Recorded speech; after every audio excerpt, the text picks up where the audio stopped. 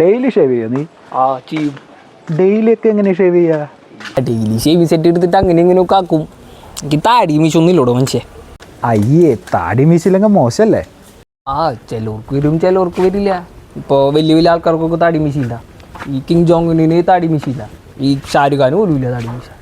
അതിന് ഷാരൂഖ് ഖാൻ ഇപ്പോൾ താടി മീശ ഉണ്ടല്ലോ. ഷാരൂഖ് ഖാനാ? ആ, ഇപ്പോൾ താടി മീശ വെച്ച് നടക്കാറ്.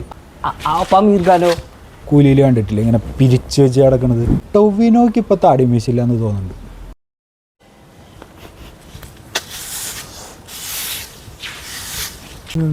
അയ്യോ തള്ള, ആ തള്ള അവിടെ നിൽക്കണ്ടല്ലോ. ഇപ്പം എന്ത് ചെയ്യാ? ഓടിയാലോ? ആ നോക്കാം. എന്താ ചേച്ചി? എന്തായി? കൊറേ ആയില്ല നടത്താൻ തുടങ്ങിയിട്ട്, വല്ലതും ആയാ?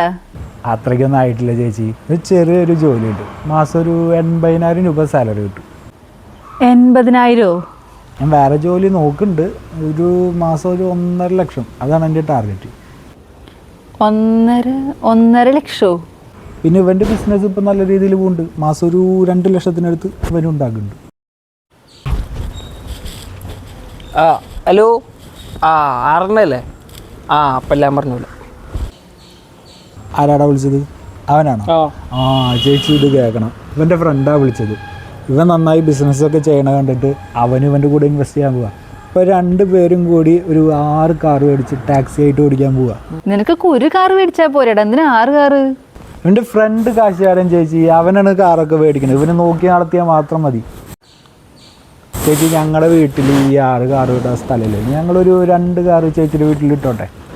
ഏയ്, ഇവിടെ പറിക്കാൻ പറ്റില്ല. നീ വേറെ എവിടെ പോയി പർക്ക് ചെയ്തോ? പറ്റില്ല അല്ലേ? എടാ, ഇത് ഈ വീട് കൊടുക്കാൻ വെച്ചേക്കല്ലേ? നമുക്കൊരു കാര്യം ചെയ്യാം, നമുക്ക് ഈ സ്ഥലം മേടിക്കാം. അപ്പോൾ 6 കാർ കൂടെ തന്നെ പാർക്ക് ചെയ്യാമല്ലോ. അപ്പോൾ പോട്ടെ ചേച്ചി, സ്ഥലം മേടിക്കേണ്ട കുറേ പരിപാടികളൊക്കെ ഉണ്ട്. അപ്പോൾ ശരി, കാണാം.